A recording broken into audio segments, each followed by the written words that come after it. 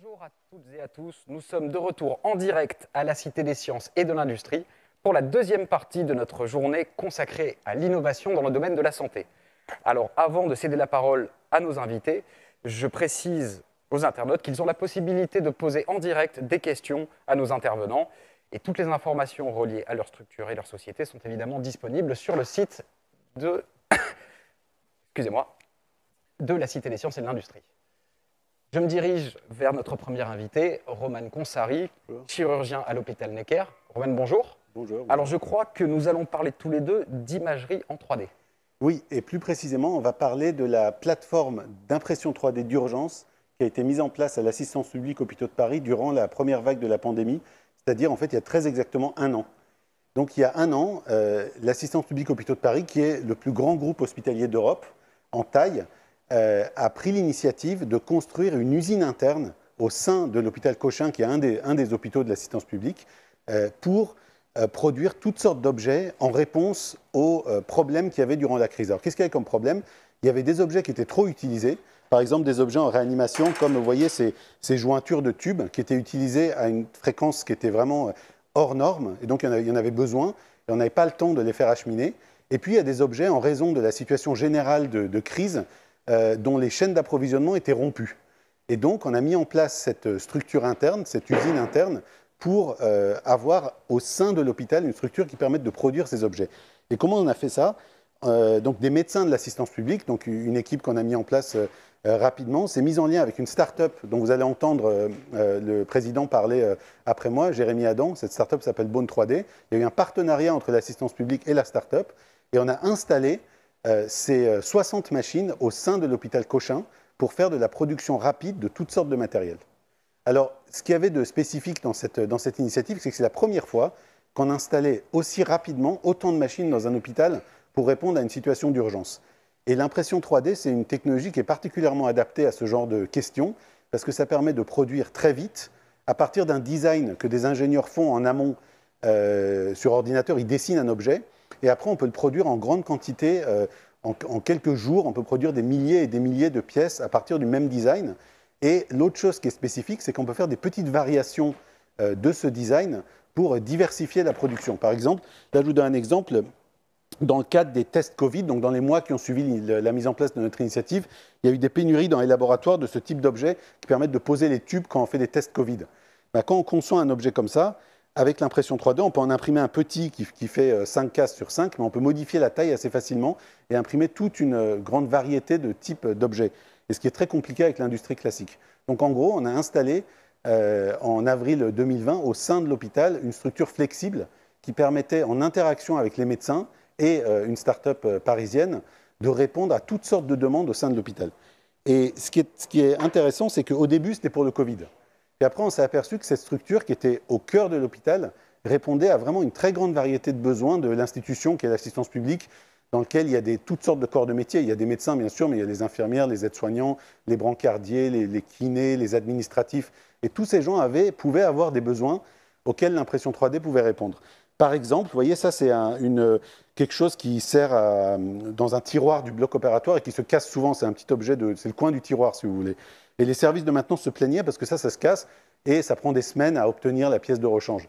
Donc ça, on a pu faire le design et l'imprimer en vitesse pour répondre à la demande des services techniques. Un autre exemple, ça c'est un objet qui est utilisé par les kinésithérapeutes et les ergothérapeutes pour faire de la rééducation pour les patients qui ont des problèmes moteurs au niveau des doigts, pour ouvrir les bouteilles. Vous voyez, et cet objet-là, il était fait à la main. Ça prenait du temps, les ergothérapeutes le faisaient un par un. Nous, on leur a fait un design, on a pu leur en imprimer en grande quantité. Donc ce que notre expérience a montré, c'est qu'en intégrant une structure d'impression 3D un peu ambitieuse, de grande taille, au sein d'un établissement hospitalier, on pouvait répondre à toutes sortes de demandes qui allaient de demandes de crise liées au Covid, mais aussi à quelque chose qui s'intègre dans la vie d'une immense structure comme l'assistance publique. D'accord. Est-ce que ce type de dispositif est appelé, vous pensez, à se déployer dans d'autres centres hospitaliers, puisque la PHP, on sait que c'est 39 établissements Ouais. en région parisienne. Est-ce que ce type de dispositif pourrait être déployé ailleurs, en région, en France, Alors, bien sûr. pour répondre à des besoins en région d'ailleurs? Bien sûr. Alors, notre initiative à la PHP a été pas mal relayée dans la presse. Et bien sûr, il y avait déjà des initiatives qui étaient en cours quand nous, on a commencé. Mais ça a été une sorte de déclencheur. Et c'est vrai que maintenant, il y a plusieurs grands CHU en France, mais aussi des structures privées, aussi des groupements de cliniques, par exemple, qui sont en train de mettre en place des initiatives d'impression 3D à peu près sur le modèle de ce qu'on a fait.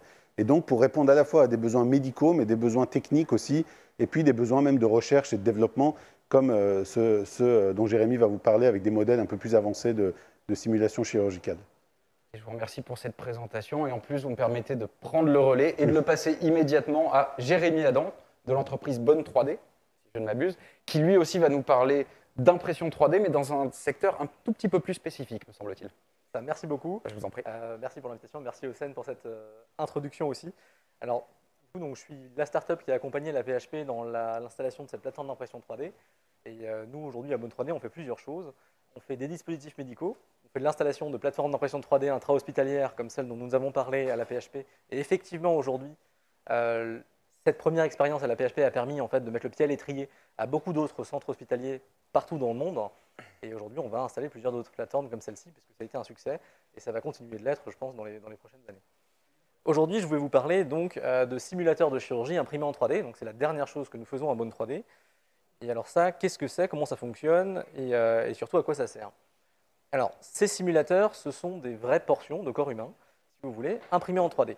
Donc là-dessus, en fait, on a travaillé sur les différents matériaux. Donc, comme vous pouvez le voir ici, on va avoir tous les éléments de l'os cortical, l'os spongieux, on va avoir le nerf, on va avoir les dents, on va avoir la gencive.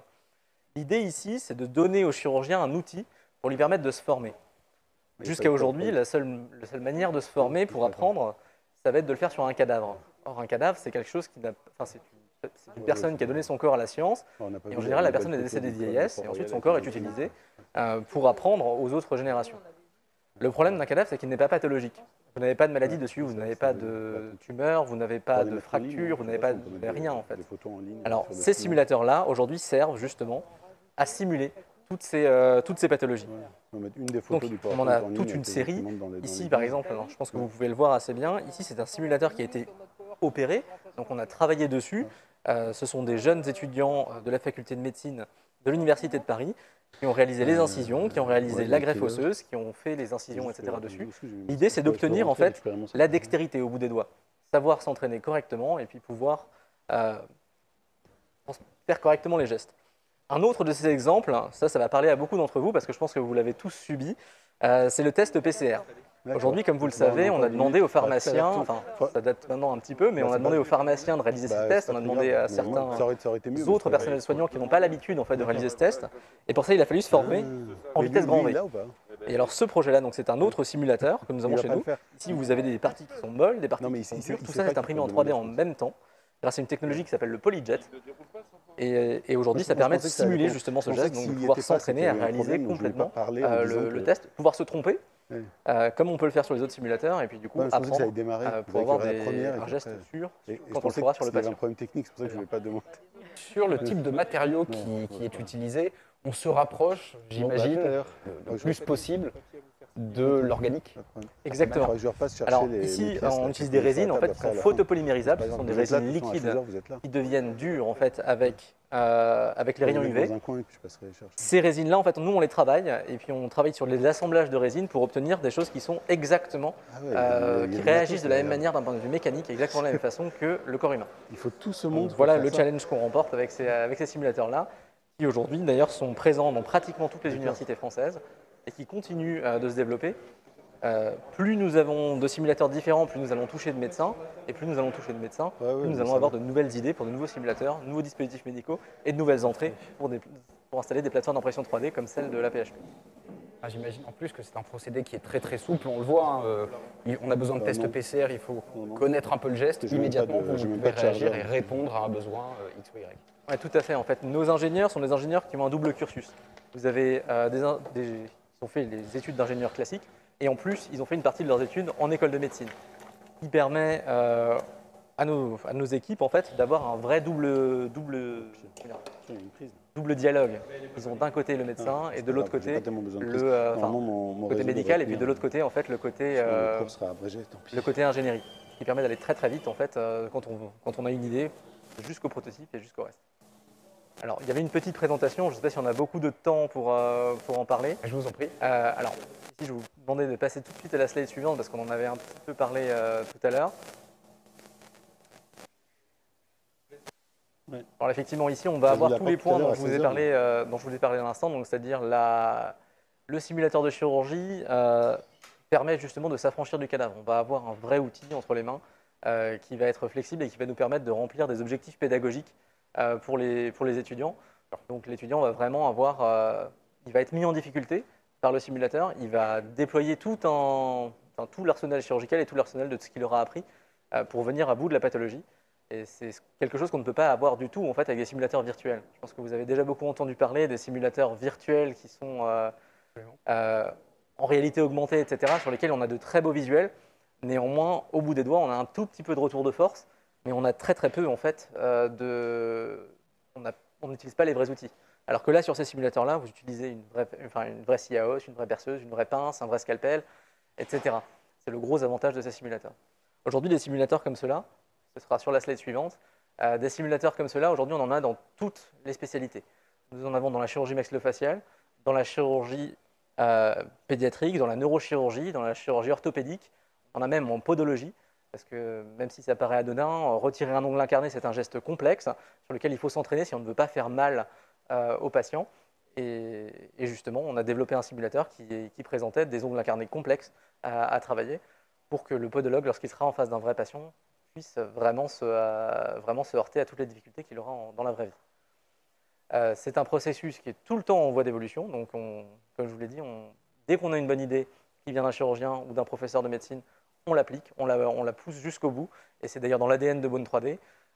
Toutes les bonnes idées, on les prend, on les amène jusqu'à leur terme. Et on fait en sorte justement que ça puisse faire évoluer la médecine. Grande réactivité, si je comprends bien. C'est le maître mot. C'est le maître mot, ouais. Jérémy, merci beaucoup pour cette présentation. De rien. Je me tourne maintenant vers Florent Bosser-Castelli. Florent, bonjour. Bonjour Olivier. Alors, je crois que vous allez nous parler d'un bip intelligent. Donc, je vous passe la parole. Tout à fait. Alors nous, chez Hospitalink, on répond à une problématique qui est assez simple. C'est qu'aujourd'hui, le seul moyen de communiquer pour un patient qui est hospitalisé, ça va être l'appel malade, qui est ce bip que vous avez à côté du lit quand vous êtes hospitalisé. Et comme son nom l'indique, c'est un bip qui part du patient vers le soignant. Et le problème par rapport à ça, c'est comment vous allez différencier une urgence d'une demande hôtelière, comme par exemple une demande de verre d'eau. Vous n'allez pas pouvoir. Et ça, c'est un problème, premièrement, sur la qualité d'hospitalisation du patient, sur la qualité de sa prise en charge, mais aussi sur son degré d'anxiété, parce qu'après avoir appuyé sur le bip, il ne va pas forcément savoir ce qui se passe. Mais c'est aussi un problème pour les soignants, parce qu'eux, ils vont recevoir un nombre de bips assez élevé. Comment s'organiser avec un bip? C'est compliqué.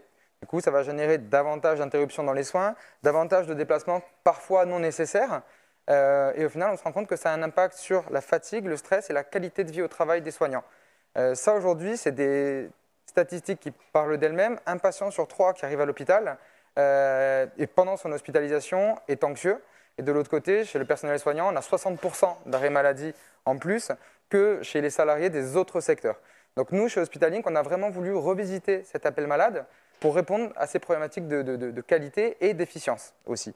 Et on a développé une application qui permet de fluidifier la communication entre le patient hospitalisé et ses soignants. Donc concrètement, ce qu'on fait quand on arrive dans un service, on va coller des QR codes, hop, comme ça, qui vont être collés, que le patient,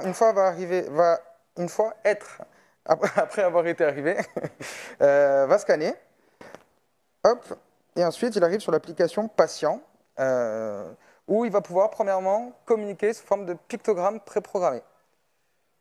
Tac. Donc là, typiquement, je vais indiquer que j'ai des difficultés à respirer. Je vais choisir la requête, je vais l'envoyer. Hop. Et là, sur l'ordinateur, sur l'application soignant, les soignants, eux, ont une application qui est web et mobile, donc disponible sur tous les terminaux mobiles du service. Donc ça peut être les ordinateurs fixes, les ordinateurs portables, ça peut être aussi des applications mobiles sur des smartphones professionnels. Et ils vont avoir une vue d'ensemble priorisée des requêtes du service et ils vont pouvoir interagir avec ces requêtes. Donc l'objectif là-dessus, ça va être d'améliorer la qualité au sein du service pour le patient et pour le soignant. Aujourd'hui, on a 87% des patients qui ont utilisé Hospitalink qui déclarent qu'Hospitalink a amélioré leur qualité d'hospitalisation. Et à côté de ça, sur ces mêmes patients qui ont utilisé Hospitalink, une requête sur deux envoyée via Hospitalink a permis de faire économiser un aller-retour. Donc ça paraît anodin comme ça, mais sur l'année, ça va représenter en moyenne 1000 heures sur un service. Et ces 1000 heures, encore une fois, on va parler de qualité, parce que ça va avoir un impact sur la qualité du travail des soignants, et ça va être aussi potentiellement du temps qui va être réalloué aux patients qui en ont vraiment besoin. Donc voilà Hospitalink dans les grandes lignes. Très bien. Aujourd'hui, le dispositif est déployé où précisément? Alors aujourd'hui, le dispositif est déployé dans une dizaine d'établissements. On couvre 8 services différents et on est déployé en France et dans un établissement en Belgique. Et plusieurs autres vont arriver dans les prochains mois. D'accord, très bien. Comment l'idée d'Hospitalink est née dans votre esprit? Alors l'idée d'Hospitalink, elle part de l'usage, on va dire, parce que j'ai eu une leucémie il y a 6 ans et j'étais hospitalisé dans une unité protégée. Donc c'est une chambre stérile et je ne pouvais pas sortir de cette chambre. Au final, mon seul moyen de communiquer, c'était vraiment cet appel malade. Et je me suis vraiment rendu compte de ce problème qui me frustrait à moi et qui m'angoissait, hein, il faut le dire, parce que quand c'est urgent, on ne sait pas où ça en est. Mais à côté de ça, quand on appelle pour un verre d'eau, ça nous gêne d'appuyer sur cette urgence pour appuyer pour un verre d'eau. Et quand j'échangeais avec les soignants du service, ils me disaient, c'est vrai qu'au final, nous, c'est compliqué pour nous organiser. Et de là, petit à petit, on a co-construit cette solution avec les soignants. Et maintenant, on a vraiment une approche de paramétrage et d'hyperparamétrage par service pour que ce soit adapté à chaque patient dans le service. Le type d'information que peut faire remonter le patient, quel est l'éventail en fait d'informations que le patient peut faire remonter? Alors, il y a deux types d'informations. La première information, c'est l'information qui est envoyée par le patient. Et ça, c'est des choses qu'on va paramétrer avec les équipes. Donc, on va rencontrer les équipes de soins et on va leur demander quels sont les besoins que vous recevez quotidiennement. Et ça va dépendre et on va être sur un hyperparamétrage de la solution par rapport au service et l'ordre des priorités sur chaque requête va être informé par les équipes. Ensuite, on va faire autre chose, c'est qu'une fois qu'on a ce point de contact avec le patient, on va travailler avec les équipes de soins, le chef de service, etc. pour envoyer automatiquement, encore une fois, de l'information personnalisée au patient. Donc là-dessus, ça peut être de la documentation liée à sa sortie, ça peut être de l'éducation thérapeutique, mais ça peut être aussi l'atelier de socio-esthétique qui est organisé tous les mercredis après-midi. Le but, encore une fois, de la vision d'Hospitalink, c'est de se servir, de revisiter cet appel malade pour accompagner le patient et lui apporter toute l'information dont il a besoin au cours de son hospitalisation. Très bien. Écoutez Florent, merci beaucoup pour cette présentation. Merci beaucoup Olivier. Très claire et très précise. Et je pense effectivement beaucoup de malades en feront un excellent usage. Merci encore. Merci beaucoup. Nous retrouvons maintenant Serena Ivaldi qui devrait être en duplex avec nous. Alors Serena Ivaldi est chargée de recherche en robotique, intelligence artificielle à l'INRIA. Serena, bonjour. Bonjour. Bonjour à tous. Je crois qu'en votre compagnie, nous allons parler d'un dispositif très particulier qui s'appelle ExoTurn et qui est un exosquelette de soutien dorsal. Est-ce que vous pouvez nous en dire plus ? Oui, en fait, je suis co-coordinatrice avec le Dr Septembre du CHRU de Nancy du projet ExoTurn. Donc, ExoTurn, c'est un projet qui est né par initiative personnelle en réponse à un appel d'aide des médecins des teams DV. Donc, c'est les teams des médecins qui fêtaient les décubitus ventrales, qui au pic de la pandémie, donc dans la première vague en mars, se sont retrouvés à devoir effectuer des manœuvres de décubitus ventral de façon, comme ils ont dit, industrielle. Donc, normalement, les décubitus ventrales, je ne sais pas si vous pouvez voir la slide avec des photos que j'avais préparées. C'est un geste qui est effectué en temps normaux quelques fois par mois et là, ils se sont retrouvés à devoir faire plusieurs dizaines de fois par jour. C'est un geste qui est utilisé pour retourner les patients sur les dos et sur les ventres de manière régulière pour améliorer l'oxygénation lorsque les patients sont intubés et sont sous assistance respiratoire mécanique. Donc, c'est un geste qui est effectué par 5 à 10 personnes, suivant la typologie des patients et les conditions, bien évidemment, et que ça entraîne des postures statiques prolongées qui sont pour plusieurs minutes, avec une importante antéflexion du dos. Et donc ça, quand vous devez effectuer toutes ces manœuvres-là plusieurs fois par jour, de façon répétée, en fait, ça peut amener à du mal au dos et à des troubles musculo-squelettiques. Donc des problèmes qui sont typiquement liés à les mauvaises postures, à l'ergonomie, etc. Et donc ça, c'est vraiment un cas dans lesquels les exosquelettes peuvent venir en complément à des actions déjà existantes entraînés par des ergonomes, etc. Et peuvent aider. Donc nous, dans mon équipe, on avait étudié dans le cadre d'un projet européen qui s'appelle ENDI, on avait déjà étudié des exosquelettes passifs et actifs, et on avait dans l'équipe la bonne méthodologie pour mettre en place, étudier la possibilité, la faisabilité et les potentiels bénéfices d'une telle solution. Donc on a pris l'initiative de proposer ça comme une possible aide pour les soignants. Donc, avec les CHRU de Nancy et l'INRS, on a monté un petit projet pilote, une étude pilote. On a comparé 4 typologies d'exosquelettes existants dans les commerces, passifs et actifs, ça veut dire motorisés et pas motorisés, avec des médecins experts de décubitus ventrale sur un mannequin simulateur de patients, comme vous l'avez vu dans les photos. Et donc, on a pu évaluer à l'aide de plusieurs dispositifs que nous, on a dans l'équipe. C'est des capteurs capteurs biométriques, capteurs de mouvement, des activités musculaires, d'activités cardiaques. On a pu mesurer, quantifier les bénéfices de ces dispositifs. Et on a combiné ça avec les perçus subjectifs des personnes qui doivent l'utiliser. Comme c'est un dispositif qui est porté, c'est important que ce soit aussi bien perçu et accepté à utiliser par les soignants. Donc, suite à notre étude pilote, on a pu sélectionner un bon candidat, c'est un exosquelette passif de soutien lombaire, qui convenait, qui était compatible, surtout faisable à déployer en situation réelle. Et du coup, en avril 2020, il y a eu 2 docteurs qui l'ont testé en réanimation avec succès. Et du coup, suite à ça, le service de réanimation de CHRU a gardé les exosquelettes, il a pu les utiliser. Et notamment en octobre 2020, quand il y avait eu la deuxième vague qui arrivait, il y avait 4 exosquelettes qui ont été déployés dans les services de réanimation.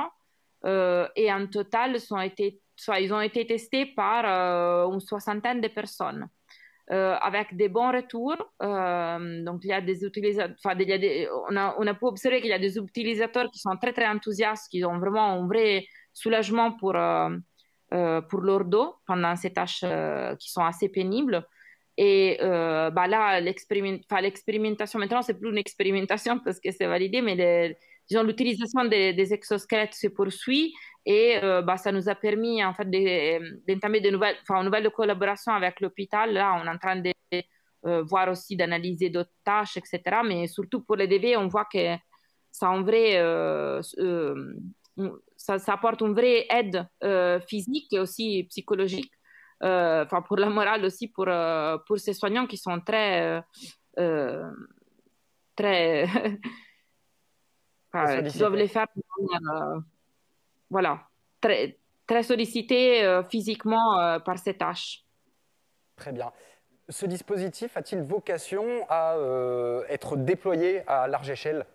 Cette expérimentation peut-elle se déployer à l'échelle du pays, par exemple? Oui, c'est possible. Donc, on a déjà commencé à collaborer avec on a communiqué avec d'autres hôpitaux au niveau national sur les résultats de nos tests, etc. Donc, il y a d'autres hôpitaux qui ont été mis au courant de nos expériences et on a commencé à collaborer notamment avec l'hôpital de la Pitié-Salpêtrière pour pouvoir les aider à mettre en place aussi ces dispositifs. Très bien. En collaboration aussi Serena, avec, merci oui. beaucoup. Je suis navré, malheureusement, le temps commence à manquer. Merci beaucoup pour cette présentation. Je vous souhaite évidemment bonne continuation. Quant à nous, on se retrouve d'ici quelques minutes. Vous allez retrouver précisément Lionel Cavicchioli de l'excellent magazine The Conversation, qui devrait être en interview avec Gérard Raymond de France Asso Santé. Ils vont évoquer le problème de la vaccination. Moi, je vous dis à tout à l'heure.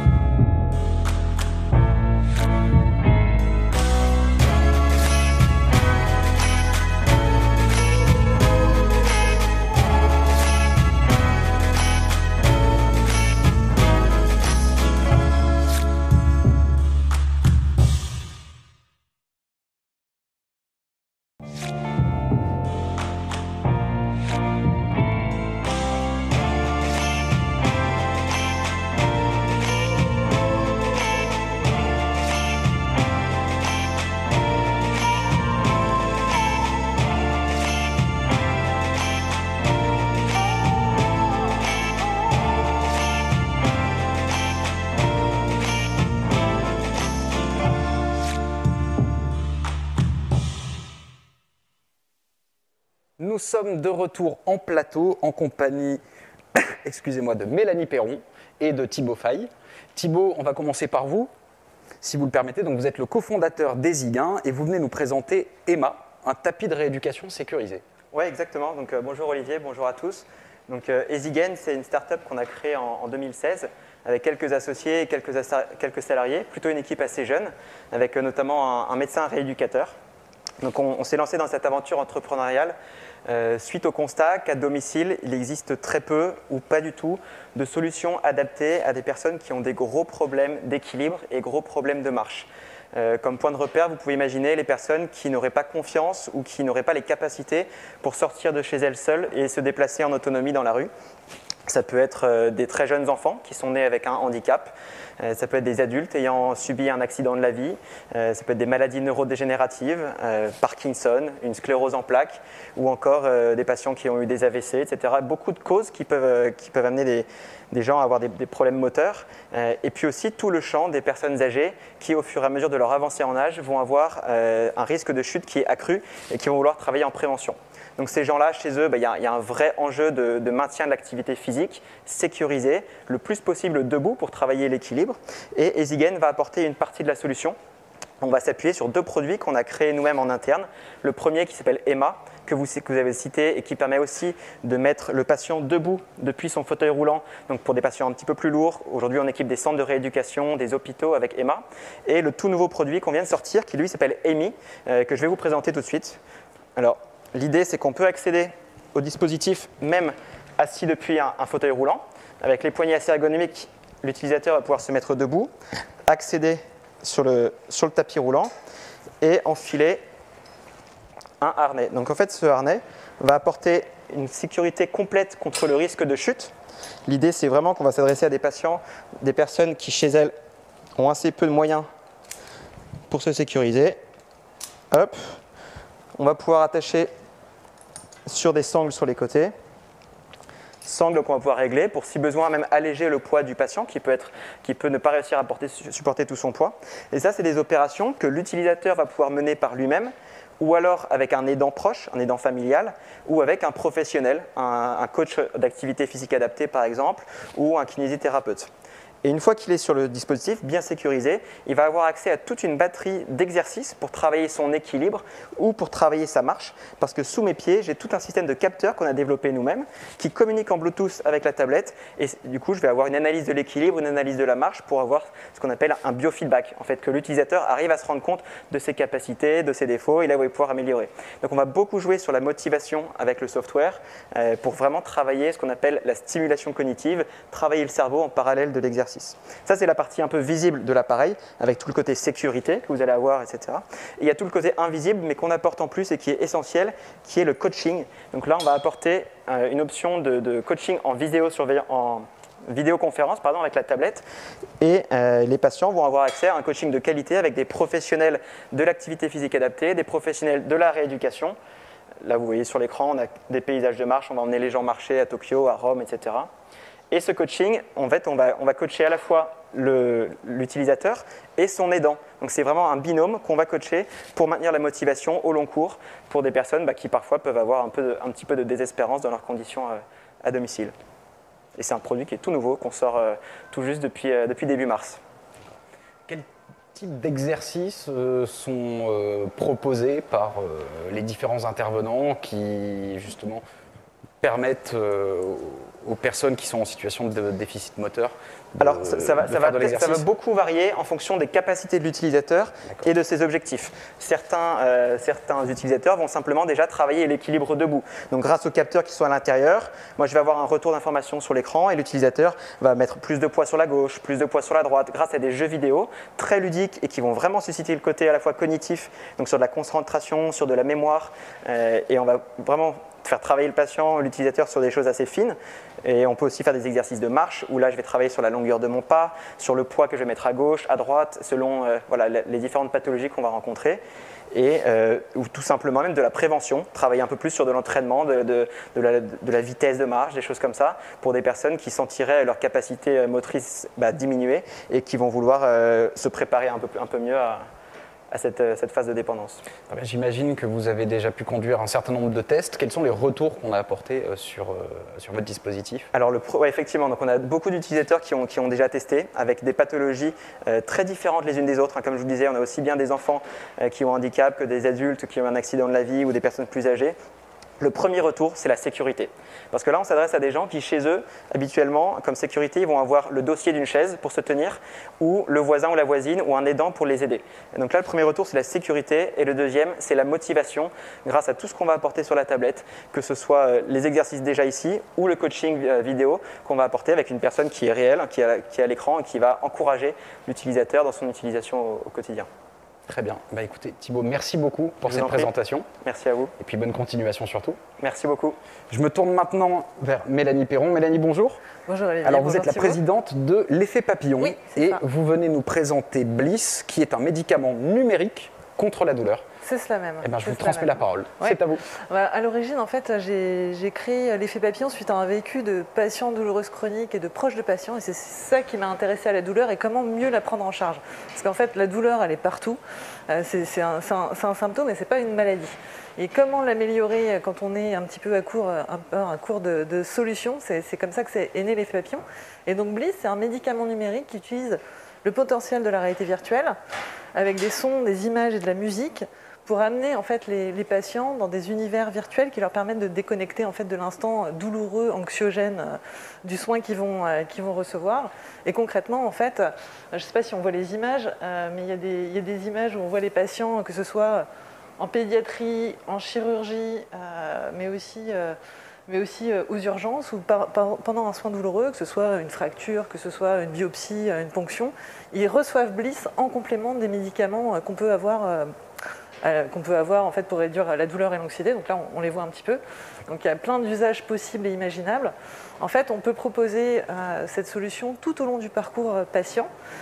Et la réalité virtuelle, en fait, on en parle beaucoup depuis de nombreuses années, mais ça ne fait pas si longtemps que ça, en fait, qu'elle est évaluée et pour laquelle il y a des preuves cliniques. Et nous, ce qui nous intéresse à l'effet papillon, en fait, c'est de l'évaluer comme un médicament à part entière. C'est pour ça qu'on parle de médicament numérique. Et on met en place en fait, des protocoles d'études cliniques pour évaluer les bénéfices de Bliss sur la réduction de la douleur des patients comme un médicament.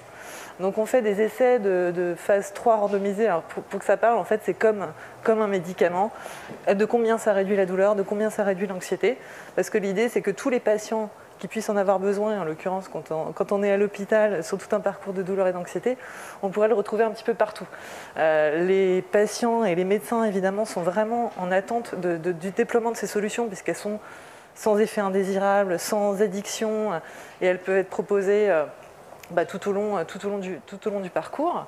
On voit aussi dans la dernière slide, en fait, que c'est une technologie qui a beaucoup évolué. Et nous, à l'heure actuelle, on est déjà à la troisième génération, on va dire, du dispositif. Et on va dire que maintenant, c'est le moment en fait, de vraiment utiliser ces technologies. Parce qu'au début, c'était un petit peu compliqué au niveau de la vision, au niveau de l'installation. Et maintenant, on est sur des systèmes qui sont vraiment très faciles. Où en un clic, on appuie sur le casque. Et le patient est tout de suite connecté dans le monde virtuel. Donc il y a plusieurs mondes virtuels, suivant les indications, suivant les besoins, avec des durées qui sont différentes. Et concrètement, pour se mettre un peu à la place en fait, d'un patient, avant un geste douloureux, l'équipe médicale va proposer le casque en fait, quelques minutes avant. Le patient va commencer à entrer dans le monde et après ils vont mettre en place anesthésie locale et puis faire une ponction, une biopsie, une chirurgie orthopédique, enfin tous les gestes qu'on peut imaginer à l'hôpital. C'est quel type d'environnement, d'univers qui est proposé aux patients? Nous, on a décidé de créer en fait, des environnements virtuels imaginaires qui sont assez éloignés de la réalité, pour que justement des patients ne soient pas convoqués par des émotions et des souvenirs douloureux. Parce que par exemple, un exemple très concret, quand vous avez une annonce de cancer et qu'on va vous proposer un monde réaliste, une forêt ou un bord de mer que vous avez peut-être... Le dernier souvenir que vous avez eu, c'était avec votre famille et vos amis. Au lieu de vous faire du bien, ça peut vous convoquer vers tout ce qui vous manque et ce qui est difficile. Donc utilisez l'imaginaire avec des principes de musique, de cohérence cardiaque, de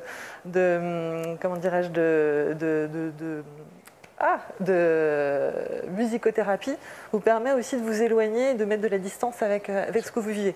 Vous avez pu évaluer donc l'impact de tous ces dispositifs-là Ouais, auprès des patients. Tout à fait. Concrètement, quels sont leurs retours ou plus précisément comment cet impact a été évaluer justement? Alors, nous, on fait des études cliniques comme les médicaments, ce que j'expliquais. Donc, on peut faire des questionnaires, des évaluations dans tous les sens, et les gens disent, bon, c'est sympa, c'est bien, mais nous, ça ne nous suffit pas. Donc là, on vient de finir une étude clinique de phase 3 sur une centaine de patients sur des biopsies de moelle osseuse. Donc, c'est un geste extrêmement douloureux. Et donc, on est en train de soumettre les résultats des congrès internationaux. Donc, dès qu'ils vont pouvoir être soumis, on va pouvoir les diffuser. Mais on a évalué vraiment le bénéfice sur la réduction de la douleur et de l'anxiété. Et puis, il y en a de nombreux encore en cours à l'heure actuelle à la demande des équipes médicales pour que chaque indication et chaque geste douloureux puisse être vraiment évalué. Donc, l'idée, c'est pas de se dire un casque. Pour nous, le casque, en fait, c'est comme une seringue. Et suivant ce qu'on va mettre comme contenu, c'est ce qui va faire l'effet pour le patient. Et pour nous, le contenu est vraiment essentiel. Parce qu'on peut mettre dans un casque de réalité virtuelle des vidéos Netflix, on peut mettre ses photos de vacances, on peut jouer aux jeux vidéo. C'est très bien, mais ce n'est pas ça qui va faire un effet. Et en l'occurrence, la réalité virtuelle, elle a un impact sur nos glandes amygdales, qui sont le siège de nos émotions. Et c'est ça qui fait qu'on peut réduire la douleur et l'anxiété des patients. Donc on évalue tout le temps Bliss. Et là, en l'occurrence, on va avoir d'ici quelques mois cette première grosse étude clinique de phase 3 qui va pouvoir être annoncée au grand public et surtout aux médecins. Parce que c'est ce qu'ils attendent en fait, vraiment des résultats concrets. Bien évidemment. Les résultats sont prévus pour ? Normalement, on devrait savoir ça d'ici quelques semaines. On attend en fait les retours des congrès. En fait, vous savez, on fait des articles scientifiques. En fait, ils doivent être reviewés par un comité scientifique, et donc on attend. Mais dès qu'on les aura, on vous les transmettra. On sera ravis. Écoutez, Mélanie, on croise les doigts. Ouais, merci beaucoup pour cette présentation. Merci beaucoup. Dans quelques minutes, vous allez pouvoir retrouver Fabrice Rousselot de The Conversation, qui sera en compagnie d'Aurélie Grand-Vulmain pour évoquer l'épineuse question de la pharmacovigilance des vaccins contre le Covid-19. À tout à l'heure.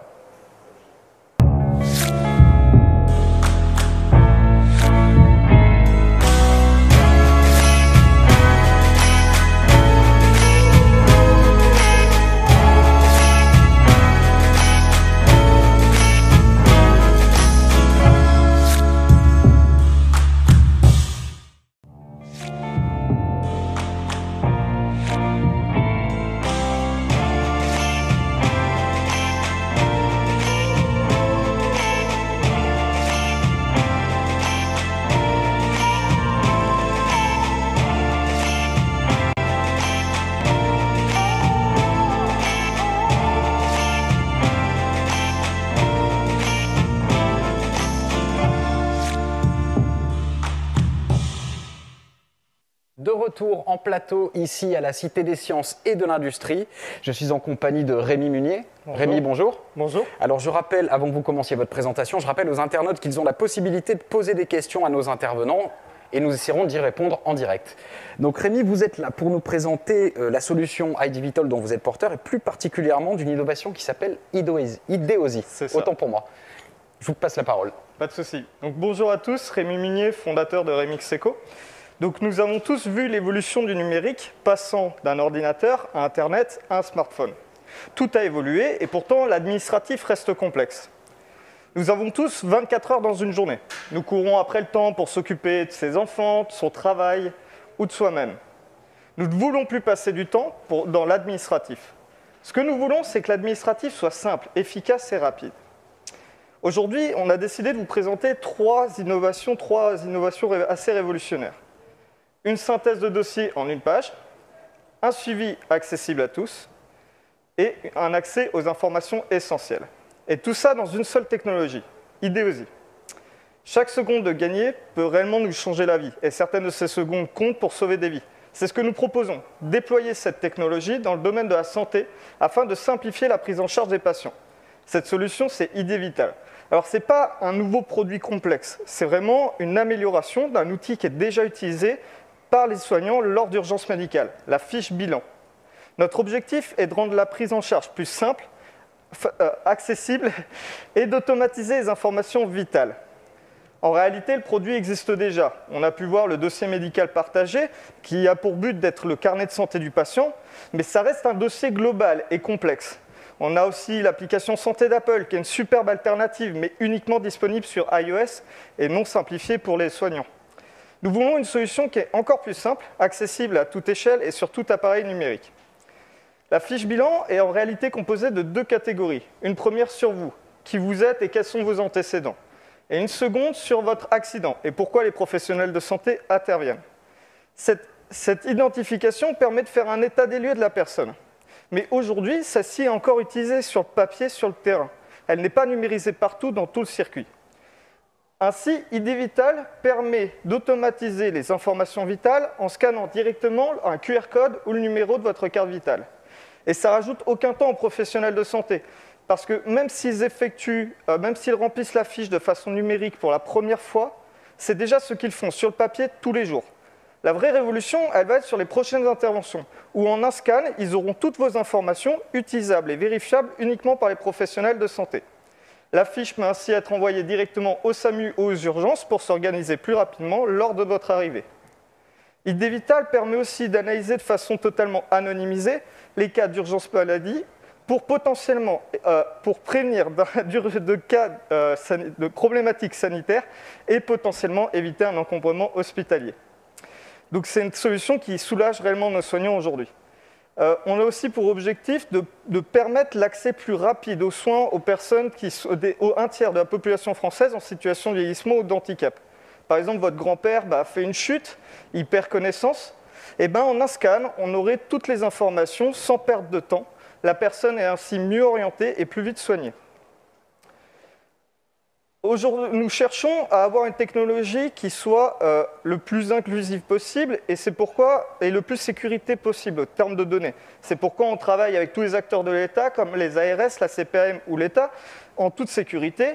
Et on veut rester aussi à l'écoute de nos professionnels, c'est-à-dire de développer un outil qui correspond réellement à leurs besoins et à leurs usages. Aujourd'hui, on est accompagné de 2 sociétés, Proxy Soins spécialisée en médical et Percas spécialisée en IoT. Et ensemble, on a imaginé cette solution pour qu'elle soit inclusive et rentable. C'est pourquoi on propose la technologie à 1 € par an par fiche. 1 € symbolique dans le but d'être propriétaire de nos données. Imaginez que cette technologie, donc Ideosi, est déployable sur d'autres usages. Un accident de voiture, par exemple. Rien de plus simple, on scanne le QR code, le contrat se pré-remplit automatiquement et en un clic, il est envoyé directement à votre assurance. On pourrait continuer d'énumérer le nombre de possibilités d'une technologie comme celle-ci sur d'autres domaines, comme les assurances, le soin des animaux ou la vente d'objets. Aujourd'hui, nous, ce qu'on cherche, là, c'est des VC, parce qu'on a une preuve de concept, et on cherche de passer de cette preuve de concept qui a été faite sur le terrain en accord avec les soignants, à un réel projet abouti et commercialisable tout de suite. Donc notre but, c'est d'arrêter de se laisser filer notre vie et de gaspiller notre temps. Et grâce à vous, allons à l'essentiel par la simplification. Voilà. D'accord. Cette application, elle est déjà disponible ou est en cours de développement? Elle est en cours de développement. C'est-à-dire qu'on a un format papier qui fonctionne. On a un premier POC, donc une preuve de concept, une application format qui fonctionne. On l'a testé en accord avec des soignants donc, aux alentours de l'Allier. Et donc avec les différents acteurs, là on est en train de voir avec différents clients, notamment Malakoff Humanis, pour déployer la solution dans les 6 prochains mois. Donc ça prend un peu de temps et justement là on essaye d'avancer un peu plus vite qu'avec les fonds qu'on a. Les retours d'expérience sont bons? Ah oui, très bons. C'est-à-dire qu'aujourd'hui, comme ce que j'ai expliqué, c'est que cette fiche elle est réellement faite sur le papier. Et en réalité, c'est numérisé dans certaines étapes. Mais ce que veulent les soignants, c'est s'ils peuvent gagner du temps par l'approche, avoir déjà des informations, ils iraient beaucoup plus vite. Et donc, du coup, les personnes sont prises en charge beaucoup plus rapidement. Très bien. Écoutez, Rémi, merci beaucoup. Merci à vous. Je vous souhaite une bonne continuation. Merci. On poursuit maintenant avec Julien Moussali, qui devait être en duplex avec nous. Il est responsable du développement chez WeFight. Alors, Julien, bonjour. Je crois que vous allez nous présenter Vic, qui est une intelligence artificielle qui a été créée dans le but de venir en aide aux patients dans leur parcours de soins. Donc, on reste un petit peu dans la même thématique. Je vous passe la parole. Exactement, bonjour et merci beaucoup pour cette invitation. En quelques mots, Vic, qu'est-ce que c'est? C'est une application gratuite, en fait, un compagnon virtuel et qui est capable de répondre à toutes les questions que les patients atteints de cancer ou de maladies chroniques se posent tout au long de leur parcours de soins. Aujourd'hui, à l'étape du diagnostic, les patients ont énormément de questions qu'ils n'osent pas peut-être forcément poser à leur professionnel, au médecin qui vient de poser le diagnostic, aux infirmières qui l'entourent, et donc vont se retrouver à aller informations sur des blogs, des forums, sur Internet une fois qu'ils sont chez eux. ces informations ne sont pas forcément généralisables, ou en tout cas pas pertinentes pour l'ensemble de la population et de la patientèle. Donc, ça va engendrer encore plus de stress et d'anxiété pour ça. C'est exactement ce qu'on milite aujourd'hui. Et donc, on a créé cet outil. Il y a des données, des informations, des réponses aux questions des patients scientifiquement et médicalement. Peut-être avant d'ouvrir à la discussion et de répondre aux questions du public éventuellement, aujourd'hui, on a 200 000 patients utilisateurs sur nos différentes versions de VIC, donc c'est le nom de notre application, et on couvre une dizaine de pathologies et d'indications, que ce soit par exemple dans le cancer du sein, cancer du poumon, myélomultiple, mais aussi dans la migraine, l'asthme ou la dépression. D'accord, très bien. Concrètement, comment fonctionne VIC? Voilà, un patient atteint d'une pathologie lourde utilise cette application, cette intelligence artificielle. À quel type de service il va avoir accès? Service n'est peut-être pas le bon mot d'ailleurs. Le patient donc télécharge gratuitement l'application VIC directement sur iOS ou sur Android, gratuit, et il commence à interagir avec VIC. Donc il pose ses questions. Qu'est-ce que c'est VIC? Quel sport je peux pratiquer en dépit d'avoir diagnostiqué du sein? VIC, est-ce que suite à mon opération, je peux aller cicatrice au soleil? Voilà le type d'information plutôt environnementale, non pas mais environnementale, qui touche par exemple au conseil diététique, à la pratique du sport, au soutien psychologique, que VIC va pouvoir couvrir. Eh bien, la base de données qu'utilise VIC, précisément, comment je me mets à la place d'un malade. En clair, je vais vous poser la question de manière assez brute, mais qu'est-ce qui va me pousser à faire confiance à VIC? D'où viennent les données? Je pense que vous avez compris le sens de ma question. Oui, vous faites bien. Très bonne question. Nous, pour chacun des VIC qu'on va développer, on va s'associer et travailler en étroit avec une association de patients, souvent l'association de patients, je dirais, leader dans son domaine, donc qui connaît très bien les patients depuis des dizaines d'années, et c'est eux qui vont nous aider à identifier les problématiques des patients au quotidien et je dirais les points de frustration tout au long du parcours de soins. Et ensuite, pour chacun des VIC, toujours, constituer un comité scientifique, donc composé de leaders d'opinion, de médecins, d'oncologues, de gynécologues par exemple pour de l'ovaire, de pneumologues pour l'enseignement, qui vont nous aider à identifier précisément les thématiques que doit couvrir VIC. Et ensuite, toutes les réponses sur la main, pas par l'intelligence artificielle, mais par l'humain, qui sont tous pharmaciens ou médecins de formation et qui sont en interne chez WeFight. Aujourd'hui, WeFight, c'est une équipe de 40 personnes qui travaillent sur l'élaboration de ces réponses. Très bien. Vous avez dit qu'il y avait 12 000 patients qui avaient eu accès à VIC, à cette intelligence artificielle. Quels sont leurs retours d'expérience? Est-ce que ça permet justement, est-ce que ça vous permet d'enrichir encore l'expérience? Alors, on a un peu plus de 12 000 patients, on en a 250 000. Je ne sais pas s'il y a eu 250 000 utilisateurs sur nos apps. C'est un petit peu plus que ce que j'ai lu tout à l'heure. Ouais. Et on a des retours d'expérience qui sont très positifs. Savoir, c'est qu'on ne met pas le développement de notre outil lancé, évidemment. On va continuer de travailler avec les patients, continuer des feedbacks des utilisateurs pour ensuite faire et améliorer l'outil, donc en apportant de nouvelles fonctionnalités, du nouveau contenu par rapport à ce que nous remontent les patients. D'accord, très bien. Et jusqu'à maintenant, vos retours, j'imagine qu'ils sont plutôt bons, plutôt positifs? On a de très bons retours. L'association de patients, on travaille pleinement convaincu de la pertinence de l'outil pour accompagner les patients. C'est un outil très pertinent puisque facile d'utilisation pour les patients.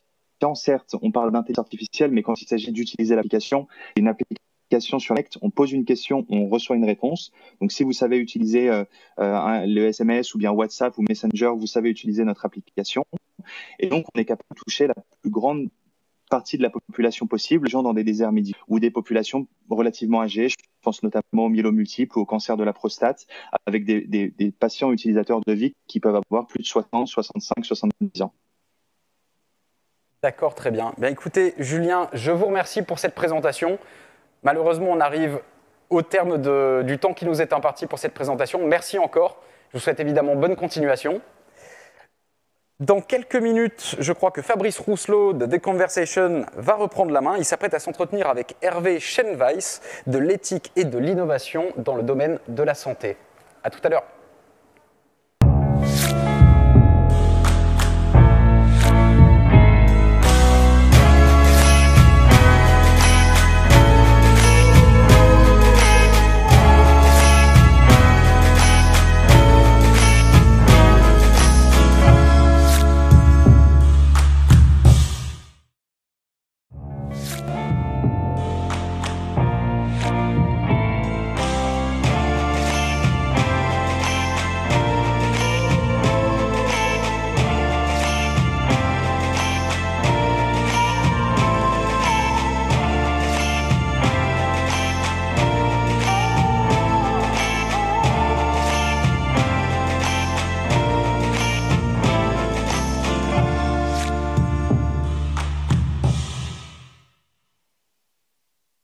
Nous poursuivons maintenant notre exploration du monde de l'innovation médicale en compagnie de Muriel Colagrande. Muriel, bonjour. Bonjour. Alors, vous êtes la fondatrice d'Ovaome et vous êtes venue nous présenter, si j'ai bien compris, une application qui s'appelle Sound Explorer. Exactement. Alors, de quoi s'agit-il? Alors, le Sound Explorer, c'est pas seulement une application, je vais vous montrer, c'est un dispositif qui se situe à la croisée du soin, de la pédagogie et des arts, et qui est un jeu musical et sensoriel pour développer l'écoute, la communication et la motricité chez les enfants qui rencontrent des troubles des apprentissages. Et parmi ces enfants, on va trouver des enfants qui ont des troubles du spectre autistique, de la dyslexie ou des troubles de l'attention. Je peux vous montrer comment ça fonctionne. Mais je vous en prie. Voilà, donc en fait, il y a deux petites manettes dans lesquelles on va trouver des capteurs de pression, de mouvement, capteurs de souffle et joystick. Ces manettes sont connectées à une application de jeux musicaux et basée sur l'audio. Et je vous propose de regarder une petite vidéo de démo en action. Eh bien, c'est parti.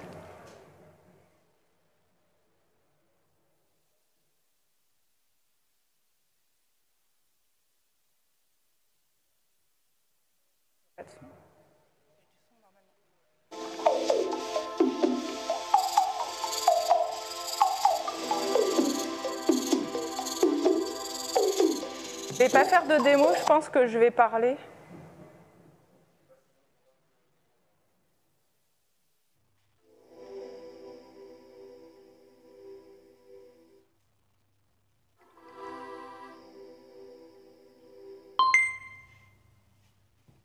Le time, il est parti quand?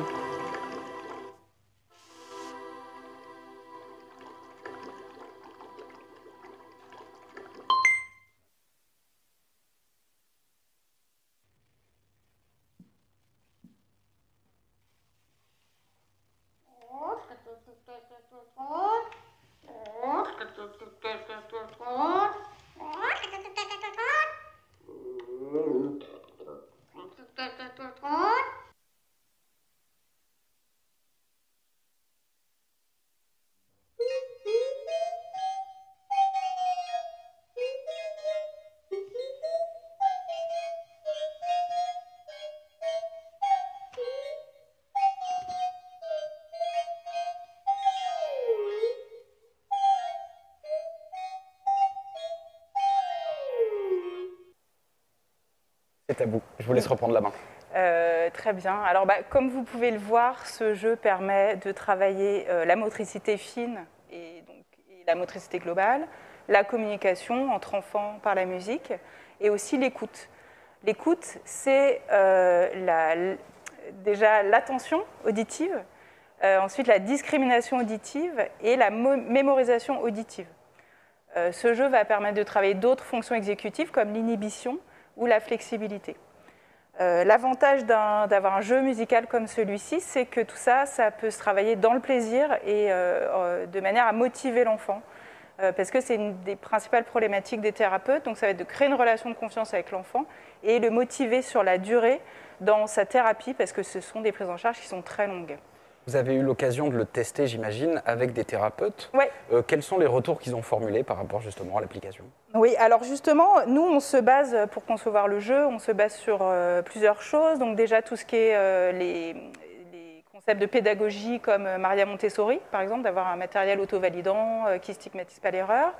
On a aussi des études scientifiques, comme le travail de Mireille Besson ou Nina Kraus, pour les bénéfices de la musique sur l'apprentissage du langage.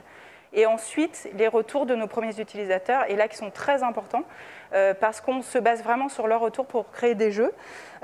Donc déjà, voir si ça plaît aux enfants, si ça a un intérêt pour les stimuler dans la thérapie. Et au-delà de ça, en fait, nous, on leur demande de quoi ils ont besoin, qu'est-ce qu'ils ont du mal à travailler avec ces enfants. Et on conçoit des jeux par rapport à ces retours-là, et notamment tous les jeux qu'on est en train de produire sur l'inhibition. On n'avait pas forcément conscience que c'était quelque chose de très important. Alors, je suis désolé, je suis navré, je ne suis pas spécialiste. Qu'est-ce que vous entendez par inhibition chez l'enfant? L'inhibition, donc, ça va être ce qu'on appelle, ça fait partie des fonctions exécutives, et ça va être notamment de retenir un geste. Quand on va avoir un signal, on va avoir l'action, Et l'inhibition, ça va être s'empêcher de faire quelque chose. Et ça, c'est intéressant, notamment pour les enfants qui ont des troubles de l'attention et de l'hyperactivité. Voilà. Jusqu'à maintenant, j'imagine que vous avez eu la possibilité de voir beaucoup d'enfants utiliser ce type de dispositif. Votre feeling par rapport à leur appréhension de l'objet des applications, vous sentez qu'ils entrent assez rapidement en intimité, j'ai envie de dire, avec ce type d'application-là? Oui, et c'est marrant parce qu'ils entrent d'ailleurs beaucoup plus rapidement que les adultes avec le jeu. Donc évidemment, ça les attire beaucoup, ces formes, ça les intrigue. Au début, ils sont également très attirés par le fait d'avoir un téléphone mobile à disposition, parce que d'habitude, ils n'ont pas le droit.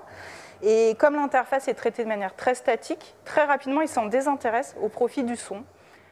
Donc on a un très très bon accueil de la part des enfants voilà, qui sont vraiment intéressés par ces jeux audio. Merci beaucoup pour cette présentation. Je vous remercie. Je vous souhaite évidemment bonne continuation. Et nous allons poursuivre avec, je crois, en duplex, le professeur Luc Solaire qui est avec nous et qui vient nous parler d'un projet qui s'appelle Visible Patient, un projet d'imagerie 3D appliqué à la chirurgie. Professeur Solaire, bonjour. Bonjour. Alors, de quoi s'agit-il? Qu'est-ce que c'est que ce projet Visible Patient?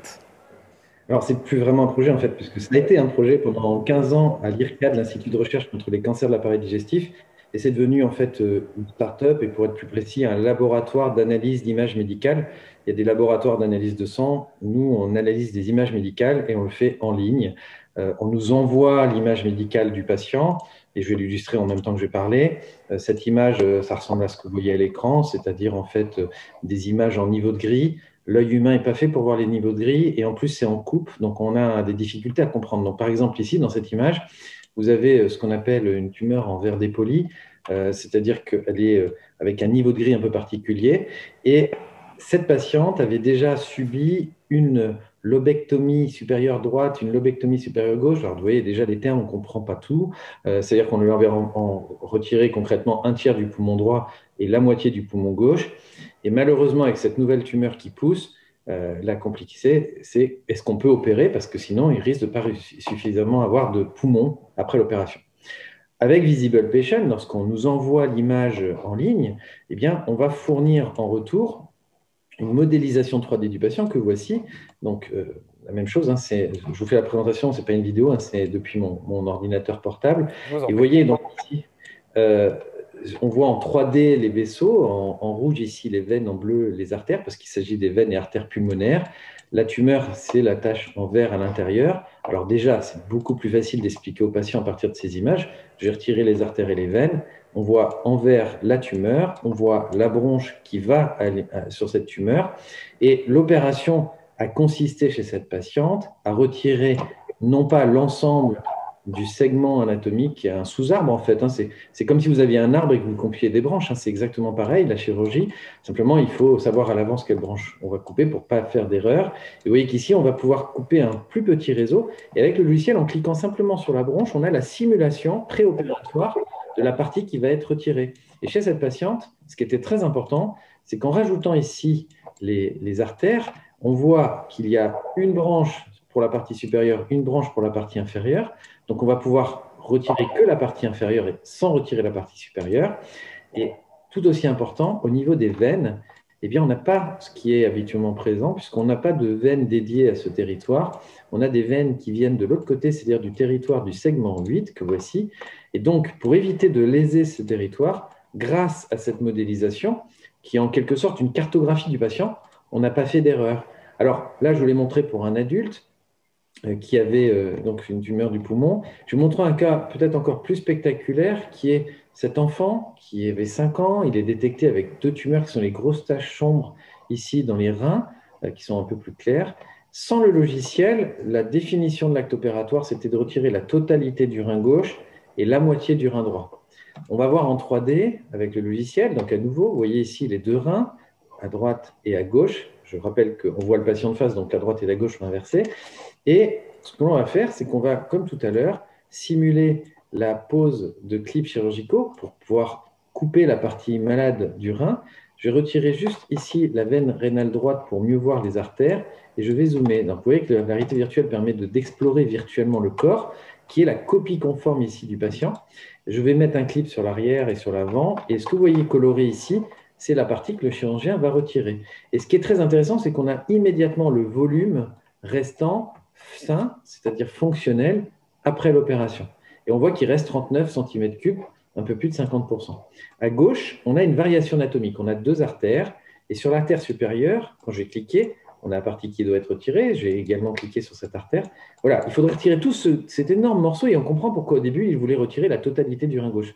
Sauf que la partie inférieure, ici, elle est saine et qu'elle représente 24 cm3 de volume sain. Et quand on fait la somme des 2 volumes, eh bien, on se rend compte qu'il y a plus d'un volume de rein sain.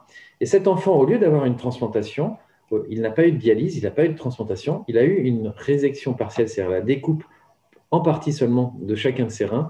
Et c'était une opération qui a eu lieu en janvier 2018. En février, il était à l'école, c'était à la maternelle, il était retourné. Depuis, il va très bien, il n'a jamais eu de repousse tumorale, il va vivre une vie normale de personnes ayant ces 2 reins. Donc, vous voyez, en fait, ce que je voulais vous illustrer très rapidement avec ces 2 petits exemples, c'est que Visible Patient fournit une modélisation 3D du patient dans le cadre d'un laboratoire d'analyse. On nous envoie l'image, on reconstruit.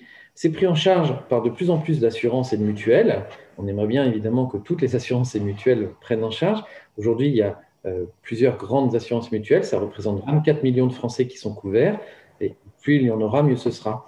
Et par rapport au futur, cette image que vous venez de voir, qui est déjà utilisée donc dans les blocs et qui est proposée aux chirurgiens, demain, elle va aller encore plus loin. Demain, on va avoir la possibilité de voir ces images, de manipuler, comme vous le voyez ici. Donc ça, c'est ce qu'on fait avec l'HoloLens de Microsoft, c'est de la réalité augmentée.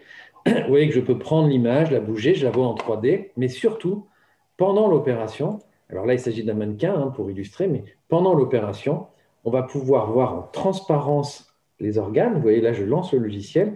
Et ce que vous allez voir, c'est ce que je vois avec mon casque. C'est-à-dire que le casque, ce n'est pas un casque de réalité virtuelle, c'est un casque de réalité augmentée. Je vois à travers. Et vous voyez qu'il me rajoute en transparence la vue des vaisseaux dans le foie. Et par exemple, chez cet enfant de 13 ans, c'était très, très important de savoir où était située la tumeur que vous voyez en vert avant d'insérer les outils. Et vous voyez que grâce à ça, le chirurgien pouvait voir en transparence l'abdomen, où était le foie. Il a pu placer ses outils de façon idéale. Donc ça, c'était très rapidement pour illustrer, pour vous faire comprendre ce qu'est Visible Patient et l'apport qu'il a pour la pratique. Voilà. Très bien, professeur Soler, merci beaucoup pour votre démonstration. Malheureusement, par manque de temps, je ne vais pas pouvoir poser toutes les questions qui me passent à travers l'esprit, et autant vous dire qu'il y en a beaucoup. En tout cas, on se rend bien compte que ce dispositif est extrêmement prometteur et surtout extrêmement utile. Merci encore pour votre intervention. Et puis, je ne vous dis pas à bientôt, malheureusement, mais encore merci. Je vous en prie. Et puis, si vous avez des questions, allez sur le site web. Merci encore. Nous retrouvons maintenant en duplex également Josina De Graaf de l'Institut des sciences du mouvement qui est avec nous pour nous parler de Phantom Training et d'un projet pointu de prothèses motorisées. Madame De Graaf, bonjour. Bonjour. Eh bien, je vous cède la parole. Bon. C'est à vous. Vous me mettez la diapo? Voilà, c'est ça. Merci. Oui, je travaille avec mes collaborateurs sur l'amélioration des prothèses myoélectriques après une amputation du membre supérieur, que ça soit en dessous du coude ou au-dessus du coude, parce que ce contrôle est aujourd'hui très difficile. C'est difficile à apprendre parce que c'est pas intuitif, et deuxièmement, on n'a pas de retour tactile. Et donc, on a commencé un projet il y a déjà quelques années, et je vais vous montrer un petit peu comment on travaille pour en savoir un peu plus. On a à gauche, en bas, une membre résiduelle d'un amputé en dessous du coude. Et je pense que beaucoup de gens savent qu'après une amputation, il y a souvent un membre fantôme qui est ressenti par le patient, très très souvent. Et ce membre fantôme est surtout connu pour sa douleur, alors qu'il y a beaucoup plus de choses à savoir sur ce membre. Il y a notamment 2 types de sensations qui sont très intéressants et potentiellement utiles, qui sont la sensation de pouvoir bouger le membre fantôme volontairement. Et ces mouvements sont toujours accompagnés par des activités musculaires dans le bras résiduel. On voit les petits 2 ronds bleus qui indiquent des électrodes. Et donc, on peut coller comme ça des électrodes et voir les activités musculaires sous-jacentes. Et en plus, en fonction du type de mouvement qu'ils sont en train de faire, les activités ne sont pas les mêmes. Donc ça, c'est une chose très intéressante parce que si on peut les récupérer, on peut les injecter dans la prothèse qui va en fait imiter le mouvement fantôme du patient, qui devient totalement intuitif du coup. La deuxième sensation intéressante est ce qu'on appelle des sensations référées. Ce sont en fait des parties sur la peau où, quand on touche, ils sentent une partie de leur membre fantôme un peu plus intensément. C'est comme si on leur touche le membre fantôme, en fait. Et donc ça, c'est intéressant parce que du coup, si on leur donne une stimulation à ces endroits-là, eh ben, ils vont sentir le membre fantôme.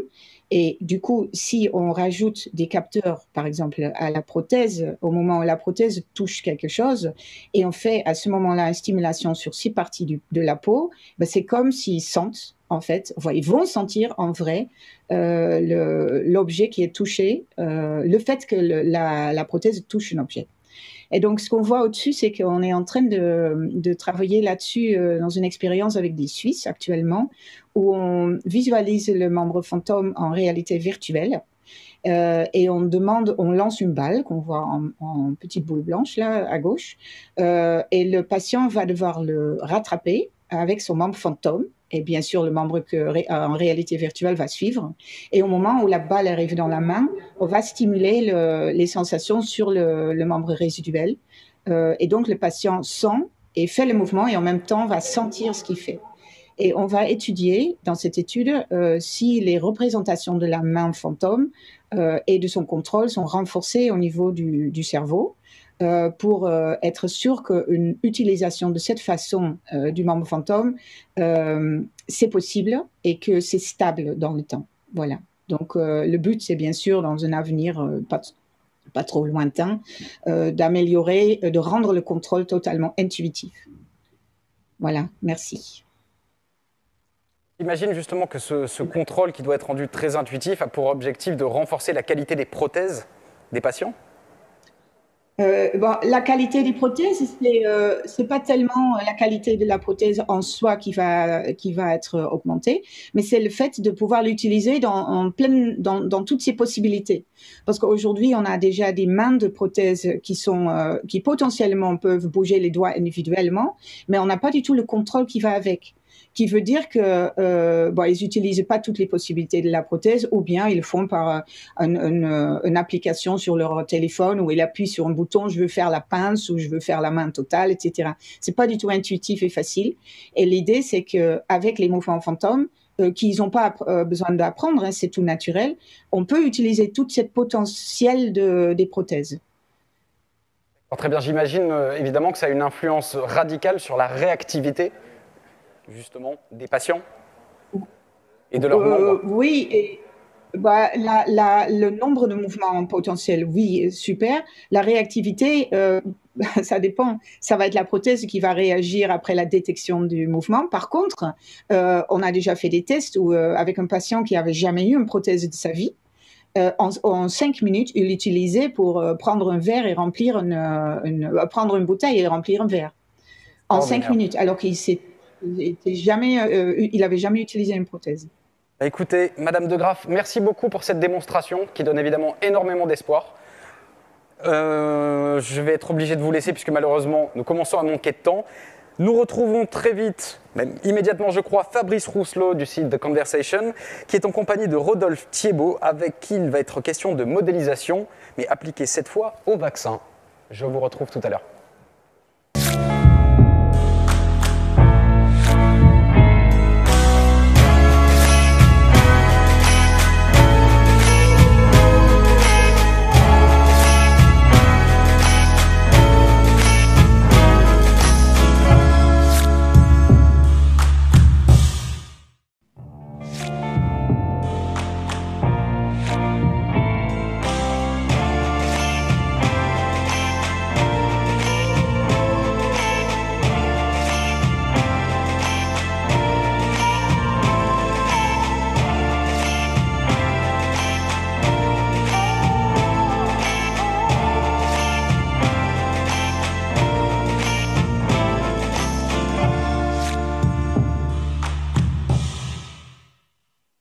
Nous sommes de retour sur le plateau, ici à la Cité des Sciences et de l'Industrie. Navré pour ce léger retard, un petit souci technique nous a contraints à prendre un tout petit peu plus de temps de préparation. Je me tourne donc immédiatement vers Maxime Ross. Maxime, bonjour. Bonjour. Donc vous êtes le président et fondateur de la société Revinax. Tout à fait. Et je crois que nous allons parler en votre compagnie de tutoriels immersifs. Tout à fait. Très bien. Alors, je vous écoute. Je suis de formation neurochirurgien et donc la grande difficulté quand on apprend un geste technique, c'est d'être capable de pouvoir se projeter dans celui qui fait ce geste technique. Globalement, quand on apprend, on est en permanence en train d'essayer de regarder par-dessus l'épaule ou parfois en face de la personne elle-même. Et la difficulté, c'est de pouvoir voir déjà ce que voit la personne. Donc on a commencé par, ce que je vais vous montrer là, créer un dispositif qui équipe un expert lorsqu'il est en train de réaliser une procédure. Ce sont 2 caméras qui viennent en fait filmer ses mains. On crée ainsi un film. Et après, l'idée, ça a été de se dire, on va mettre ce film en réalité virtuelle, parce que la réalité virtuelle permet pleinement de se projeter, d'avoir un sentiment d'engagement, on parle d'engagement émotionnel, et pas seulement de visualisation d'une expérience. Là, je vais vous montrer à quoi ressemble l'expérience. On a ici ce qu'on appelle une donnée additionnelle, donc ça, c'est quand j'ai le casque sur la tête, c'est quand je regarde vers la droite. Ensuite, en tournant la tête face à moi, j'ai à ce niveau-là le film dit à la première personne dans lequel je vais pouvoir voir en 3D les mains du chirurgien. Et en tournant à gauche, je peux avoir d'autres données. Et là, par exemple, une donnée anatomique qui correspond à l'organe qui est en train d'être opéré. La dernière des choses, c'est en levant la tête, j'ai accès au chapitre. C'est-à-dire qu'une technique, une procédure se découpe en plusieurs temps. Et donc, il est important de pouvoir comprendre quelles sont les différentes étapes de cette procédure. Quand on regarde ce qui existe en réalité virtuelle, alors il y a plusieurs approches. Nous, c'est dans un cadre de formation. Vous allez entendre parler après notamment de planification. Donc tout ça, c'est complémentaire. Et l'idée, c'est de se dire qu'il faut savoir utiliser au bon moment ces outils-là. Ce qu'on sait, nous, du point de vue à la première personne, c'est qu'on va diminuer jusqu'à 50% des erreurs. Je parle de vidéo, je ne parle pas encore de réalité virtuelle, juste de la vidéo. La réalité virtuelle, je vous l'ai dit, c'est l'engagement, la puissance de l'engagement, de sentir qu'on fait partie de cet environnement. Donc nous, l'idée, c'est de se dire, on prend ce film en point de vue à la première personne et on va faire vivre aux utilisateurs l'expérience à la meilleure vue qui soit, la meilleure position, celui du praticien. On a fait plusieurs études scientifiques, on a pu montrer qu'en fait, les utilisateurs allaient être beaucoup plus confiants parce qu'ils avaient déjà vécu cette expérience, mais aussi on va pouvoir réduire le temps de réalisation d'une procédure jusqu'à 5 fois ensuite, et 65% de réduction d'erreurs lors de l'apprentissage avec ce que l'on appelle donc le tutoriel immersif. Il y a plusieurs autres façons de créer de la réalité virtuelle. Je parle de l'apprentissage. Il y a ce qu'on a en jeu vidéo. Donc là, le but, c'est d'interagir beaucoup avec l'environnement. C'est très intéressant. Le problème, c'est qu'on va avoir du mal à partager l'intégralité des pratiques, puisqu'il faut vraiment voir les chirurgiens comme des artisans en définitive, chacun avec ses trucs et astuces. Les vidéos 360, on filme tout autour de soi. L'intérêt, c'est de pouvoir se projeter en contexte, mais on n'a pas ce point de vue à la première personne. Et donc, on intègre ces différents outils qui sont complémentaires pour arriver à une solution qui permet d'avoir tout en un et permettre de pouvoir vraiment partager les savoir-faire de façon internationale. Est-ce que vous avez eu déjà, j'imagine évidemment, l'occasion d'utiliser, d'expérimenter ce logiciel-là avec le public cible, avec un public qui nécessite justement d'être formé? Quels sont leurs retours d'expérience? Comment tout ça se passe? Alors, le retour d'expérience, on a un très bon taux d'adoption parce qu'en définitive, on essaie de la réalité. D'accord, ce n'est pas un environnement qui est fake. Donc la fidélité, on l'a. Et à ce moment-là, ça permet d'avoir les plus jeunes dans le cadre de formation, mais aussi pour des pratiques avancées, dans le cadre de formation continue, qui l'adoptent. Et oui, effectivement, c'est utilisé à l'heure actuelle. La société a 5 ans. D'accord, c'est utilisé en France, j'imagine, mais aussi à l'international, si je comprends bien? Europe et Nord-Amérique. Combien d'utilisateurs, grosso modo, aujourd'hui? Alors, c'est plutôt nos clients qui financent et qui sponsorisent, qui distribuent ensuite, c'est-à-dire ceux qui vont créer les prothèses, les équipements médicaux, qui ensuite distribuent. Pendant la crise du Covid, on a sorti des tutoriels dédiés aux professionnels de santé directement. Là, on doit avoir maintenant 18 000 utilisateurs en France, par contre. Est-ce que vous envisagez de développer le projet sur d'autres segments encore? Tout à fait. Alors, on n'est pas expert en tout, mais l'idée, c'est de pouvoir transmettre notre savoir-faire avec notre dispositif qui vient filmer, une suite logicielle qui permet ensuite de créer, et donc faire en sorte que des experts métiers d'autres professions puissent eux-mêmes embrasser cette technique de création de contenu, de diffusion, pour pouvoir archiver et diffuser les bonnes pratiques et le savoir-faire. Enrichir en plus en contenu. Exactement. De par leurs expériences. Tout à fait. Très bien. Bah, écoutez, Maxime, merci beaucoup pour cette Merci présentation à et cette démonstration. Je vous souhaite bonne continuation. Merci. Et je me tourne maintenant vers Élodie Briand-Litzler et Maxime Guillerme, qui sont tous les deux de la compagnie, excusez-moi, votre société s'appelle Avatar Medical, si je ne m'abuse. Sur quelles innovations travaillez-vous? Je crois que ça a trait à l'imagerie. Tout à fait. Donc nous, on travaille sur une innovation en imagerie médicale pour les chirurgiens. Donc vous êtes probablement nombreux parmi nous à avoir déjà eu, vous ou un de vos proches, un examen d'imagerie médicale en 3 dimensions, une IRM ou un scanner. Ce genre d'imagerie est nécessaire aux radiologues et aux médecins pour poser les diagnostics et elle est aussi indispensable pour les chirurgiens pour préparer ce qu'ils vont faire dans la salle d'opération, déterminer leur stratégie, déterminer leur approche, leurs gestes. Malheureusement, aujourd'hui, les chirurgiens disposent des mêmes outils de visualisation que les radiologues, c'est-à-dire des outils où on voit ces images en 3D sur des coupes 2D. D'ailleurs, si vous avez eu vous-même un compte-rendu qu'un jour un radiologue vous a donné sur une IRM, vous voyez de quoi je parle. Ce sont ces images en noir et blanc où on voit des coupes de vos organes. Donc vous, ça ne vous parle pas, mais parfois ça ne parle pas non plus assez à un chirurgien qui a besoin d'informations supplémentaires au radiologue pour faire le diagnostic. Il a besoin d'informations sur vraiment les structures en 3D, comment elles se positionnent les unes par rapport aux autres, des enchevêtrements complexes de vaisseaux pour répondre à des problématiques qui sont les scènes dans la salle d'opération. Et donc, ce que propose Avatar Medical, c'est une solution pour visualiser ces images médicales avec la technologie de réalité virtuelle qui va permettre aux chirurgiens de voir ces images médicales comme s'il s'agissait d'un objet réel et donc quelque chose de beaucoup plus proche de ce qu'il va trouver dans la table d'opération quand il va opérer le patient.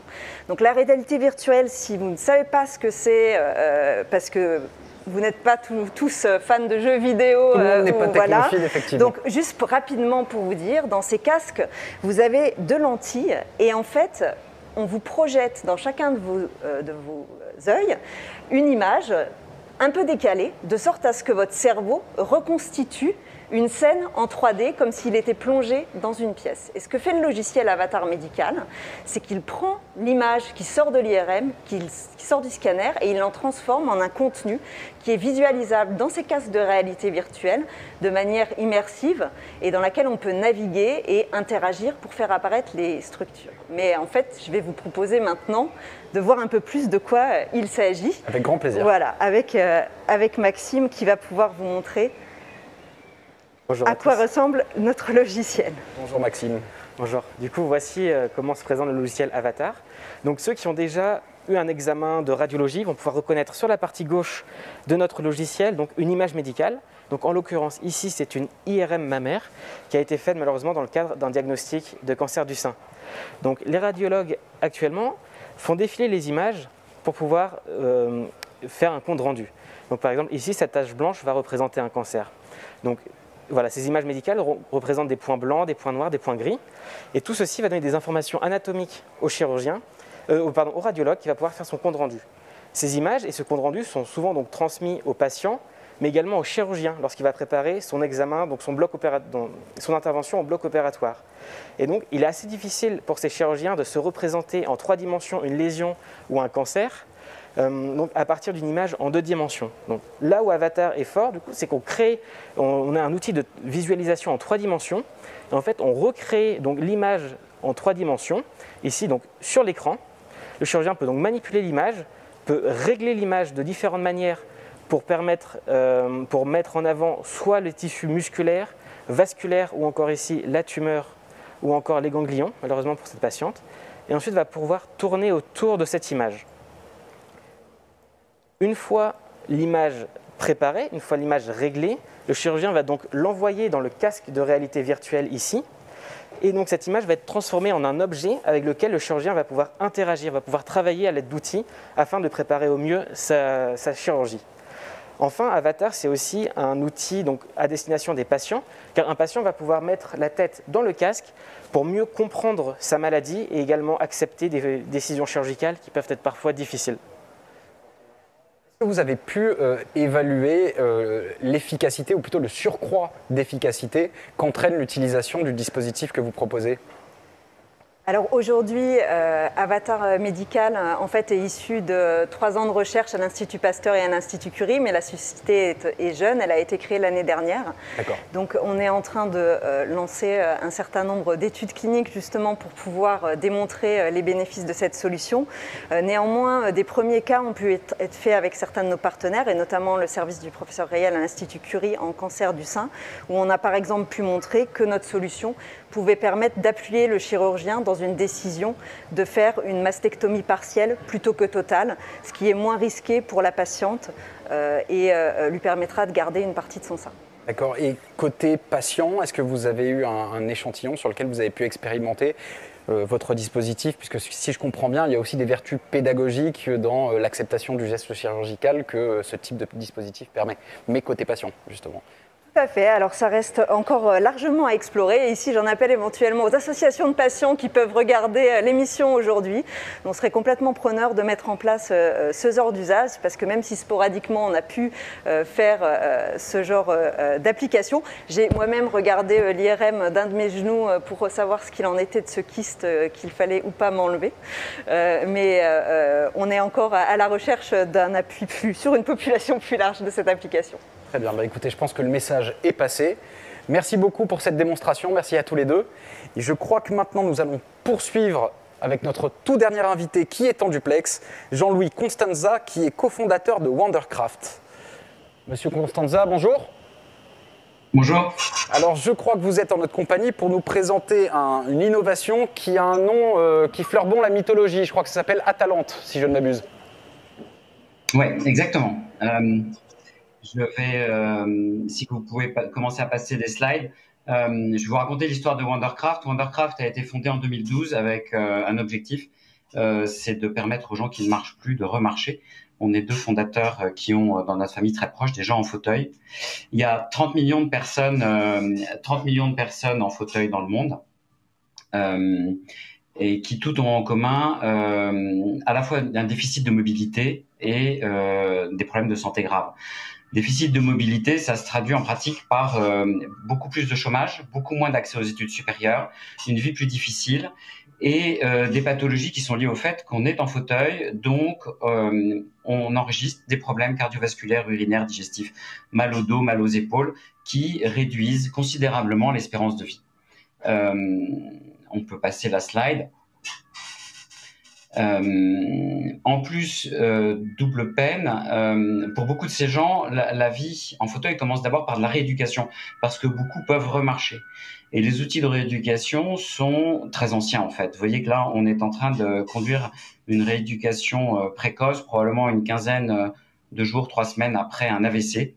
Et la personne qui est sur le film prend une séance de rééducation avec 2 kinés. On va faire une 50aine de pas dans cette session, alors que la rééducation, la qualité de la rééducation est liée à l'intensité du traitement, donc au nombre de centaines ou de milliers de pas qu'on devrait faire. Et c'est extrêmement fatigant. Donc, on a fondé Wondercraft en 2012. Vous pouvez tourner la page pour prendre le problème totalement dans un autre sens, c'est-à-dire de créer un robot qui marche réellement, qui n'a pas besoin de béquilles, qui n'a pas besoin de la coopération du patient, qui est un vrai robot marcheur et qui est vraiment le premier au monde, à la fois en termes de robot et en tant qu'exosquelette, à permettre une marche autonome. Donc on a fondé cette entreprise, maintenant on est à peu près 80 à Paris, financé par des actionnaires français. Vous pouvez tourner la page et je vais vous montrer une vidéo qui montre ce qu'on fait en fait. Ce qu'on fait, c'est de simuler la marche humaine le plus près possible. On s'en approche beaucoup pour une machine qui aujourd'hui sert à la rééducation dans un premier temps. Donc là, Kevin, qui est notre pilote d'essai, qui est un garçon qui a une paraplégie complète, donc il n'a vraiment aucune motricité, marche dans l'exo, fait demi-tour. L'exosquelette maintenant est capable de marcher sur le côté, de marcher en arrière, de s'asseoir n'importe où, de se lever, et vous allez voir de faire encore plus. Ces exosquelettes sont distribués en Europe, le seront bientôt aux États-Unis. Donc là, on voit l'exo qui arrive à Henri Mondor pour servir d'outil de rééducation pour des patients qui nécessitent soit des soins de santé pour améliorer toutes ces comorbidités que je citais tout à l'heure, ou réapprendre à marcher. On peut tourner la page si vous voulez. parce que l'objectif, en fait, après, en parallèle et après fournir l'exo au centre de santé, c'est de faire évoluer cette plateforme vers un produit qui marche dans la rue et à la maison et qui permet de vivre une vie complètement autonome et en même temps de soigner toutes ces questions qui se posent simplement parce que vous êtes assis en fauteuil toute la journée. On avance assez vite avec même l'ancienne plateforme, donc l'exosquelette de rééducation, qui est une machine assez lourde, hein, vous l'avez vu, qui n'est pas encore capable de tout faire, mais en fait qui est capable de faire beaucoup plus que ce qu'on pensait. Donc si vous tournez la page, vous allez avoir quelques exemples qui nous projettent vers une nouvelle version qui sera prête dans quelques années. Là, il y a à peu près un an, on a fait le Cibathlon, qui est la compétition mondiale de ces aides robotiques. Et on était le premier exosquelette au monde à être capable de faire des activités comme monter un escalier, descendre une pente, etc., sans béquilles. Les béquilles étant un truc qu'emploient les exosquelettes de première génération pour tenir debout. C'était des fabuleuses machines il y a 20 ans, mais maintenant, on espère sauter une étape technologique et marcher sans béquilles, ce qui est essentiel pour la vie de tous les jours. Et donc, si vous tournez encore la page, vous allez avoir une vidéo qu'on est en train de... vous pouvez tourner la page. On est en train de... bon, on n'a pas d'autres pages visiblement. On est en train de préparer un autre concours qui consiste à faire une série d'activités dans la vie quotidienne dans un appartement. Se lever, aller dans la salle de bain, utiliser la salle de bain, aller aux toilettes, faire la cuisine, s'asseoir, se servir à manger, etc. Donc on est à quelques années de faire évoluer cette plateforme vers un exo qui est capable de faire tout ce dont on a besoin dans la vie quotidienne et de le distribuer partout dans le monde. On est une entreprise française, encore une fois, et pour l'instant, on est les seuls au monde à maîtriser les algorithmes et l'intelligence artificielle pour faire marcher un robot de façon autonome. Constanza, c'est absolument extraordinaire. Je crois que les images parlent d'elles-mêmes. Combien de centres de santé sont aujourd'hui équipés, entre guillemets, Alors, on a une dizaine de centres qui sont équipés de l'exo, 2 aux États-Unis, j'espère bientôt 3, plusieurs en France, 1 au Luxembourg et très bientôt 1 en Belgique. Évidemment, on a commencé à commercialiser en janvier 2020, donc il y a des phénomènes pandémiques qui nous ont pas beaucoup aidé, mais la commercialisation continue. C'est un dispositif qui est assez cher. Les centres de rééducation ont peu d'argent, et ça c'est vrai partout dans le monde, mais il y a un gain tel à la fois pour les patients et en termes économiques que l'attraction commerciale est plutôt très forte. Évidemment, l'exosquelette pour les gens, à cause de la mise en série et la possibilité d'en vendre non plus des dizaines mais des milliers, sera beaucoup moins cher et devrait être distribué en grande quantité partout dans le monde. Vous avez déjà une projection économique en tête ou pour le moment, voilà, ça reste un souhait, magnifique évidemment, mais ça reste un souhait? Non. Vous savez, on a des investisseurs, donc ce sont des gens qui nous soutiennent et qui ont une vision à long terme, et contrairement à ce qu'on peut penser, qui ont aussi une vision sur l'utilité pour la société et pour les gens de ce qu'on fait.